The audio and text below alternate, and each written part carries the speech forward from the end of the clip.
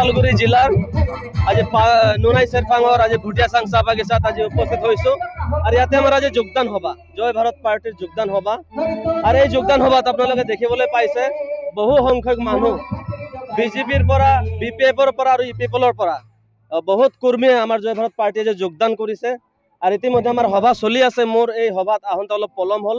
সভাৰ কাৰ্যসূচী চলি আছে আগন্তুক যি বিটিচি নিৰ্বাচন এই নিৰ্বাচনত আমি জয় ভাৰত পাৰ্টি হৈ প্ৰত্যেকটা সমষ্টিত আমি প্ৰতিদ্বন্দ্বিতা কৰিম আৰু আগন্তুক যি চৰকাৰ গঠন হ'ব বিটিচিত জয় ভাৰত পাৰ্টিৰ অবিহনে যে কোনো দলে চৰকাৰ গঠন কৰিব নোৱাৰিব সেইটো কিন্তু নিশ্চিত নিশ্চয় পাৰিম চাওক আমাৰ নতুন দল হিচাপে আমাৰ বিটিচি ৰাইজে জয় ভাৰত পাৰ্টিক আঁকোৱালি লৈছে 17টা বছৰ বিপিএফ দলে ইয়াতে ৰাজত্ব কৰিলে যি ধৰণৰ আশা কৰিছিলে ৰাইজে তেনেকুৱা ধৰণৰ উন্নয়ন নহ'ল তাৰ পিছতো প্ৰমোদ বড়ো ডাঙৰীয়া ইপিএফ লৈ পেলাই পৰিৱৰ্তনৰ নামত লৈ পেলাই বিটিচিত চৰকাৰ গঠন কৰিছে কিন্তু আজি চাওক পৰিৱৰ্তনৰ নামত যি তেওঁলোকে কাম কৰাৰ কথা আছিলে এই ব্ৰিটিছখন ছুইজাৰলেণ্ড বনোৱাৰ কথা আছিলে তাৰ পৰিপ্ৰেক্ষিতত কিন্তু কোনো ধৰণৰ তেওঁলোকে কাম কৰিব পৰা নাই গতিকে ইউপিপিএল চৰকাৰ আজি বিটিচিত চলোৱাত আজি ব্যৰ্থ হৈছে গতিকে জয় ভাৰত পাৰ্টিক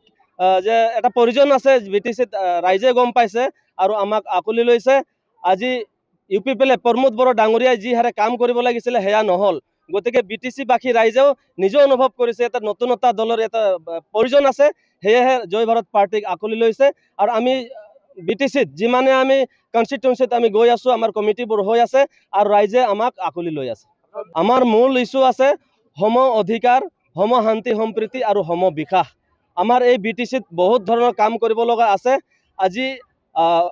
হাগ্ৰামা ডাঙৰীয়াই হওক বা প্ৰমোদ বড়ো ডাঙৰীয়া হওক তেওঁলোকে লেফ্ট হেণ্ড ৰাইট হেণ্ড তেওঁলোকে দুৰ্নীতি কৰি পেলাই তেওঁলোকে নিজে নিজে অট্টালিকা তেওঁলোকে বনাইছে কিন্তু ৰাইজৰ কিন্তু একো কৰিব পৰা নাই গতিকে আমি ৰাইজৰ উন্নয়ন যিমান অসমত বা বিটিআৰত যিমান জাতি জনগোষ্ঠী আছে বিভিন্ন ধৰ্মাৱলম্বী মানুহ আছে সকলোৰে আমি সমান্তৰালভাৱে আমি উন্নয়ন কৰি যাম আমি এতিয়ালৈকে আমাৰ 12টা আমাৰ সমষ্টি ইতিমধ্যে ক্লিয়াৰ হৈছে আজিকালিৰ ভিতৰত আমি ঘোষণা কৰিম কিন্তু আমাৰ 40টা সমষ্টিতে আমি প্ৰাৰ্থিত্ব দিয়াৰ আমাৰ দলৰ মাজত আলোচনা চলি আছে চাওক নুনাই চেৰফাংটো জয় ভাৰত পাৰ্টি নিশ্চিতভাৱে জিকিব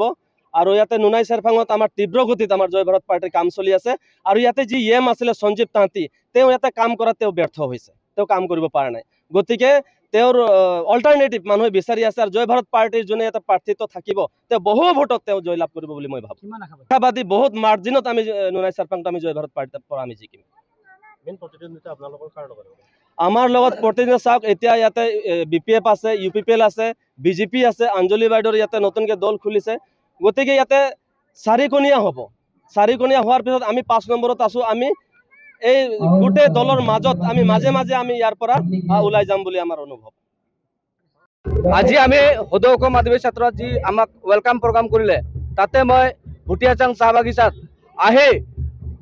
ৰাইজক ধন্যবাদ দিছোঁ লগতে সদৌ অসম আদিবাসী ছাত্ৰ সন্থা কেইদিন আগত আমি ধৰ্ণা দিছিলোঁ গুৱাহাটীত আমি তাত আমাৰ মেইন উদ্দেশ্য আছিল জনজাতিকৰণ আৰু চাহ শ্ৰমিকৰ দৈনিক মজুৰি 551 টকা লগতে আদিবাসীসকলৰ মাটি পাট্টা লগতে আমাৰ নাগালেণ্ড অঞ্চলত আৰু বিটিআৰ অঞ্চলত যি আদিবাসীবিলাক বসবাস কৰা ইহঁতে 1996ৰ পৰা যিবিলাক মানুহ মাটি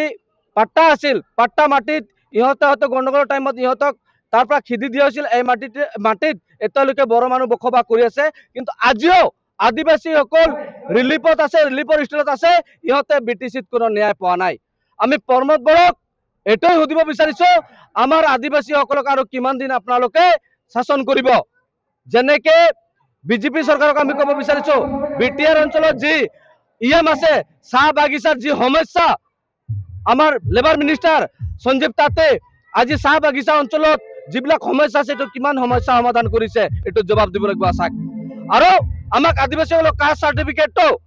কেতিয়া দিব কেতিয়া ঘোষণা কৰিব আমাক আজি উত্তৰ দিব লাগিব অন্যথা আপোনালে বাগানে বাগানে যি প্ৰচাৰ আৰম্ভ কৰিছে এই প্ৰচাৰত আমি সদৌ অসম আদিবাসী বাধা দিম আৰু সদৌ অসম আদিবাসী ছাত্ৰ সন্থাই আমি আপোনালোকক এই প্ৰতিবাদ জনাওঁ যে সদৌ অসম আদিবাসী প্ৰদীপ নাগৰ যি সপোন আছিল যে আমাক কৈ গৈছিল যে কাষ্ট চাৰ্টিফিকেট আৰু মাটি পাট্টা আৰু আমাৰ আদিবাসীসকলৰ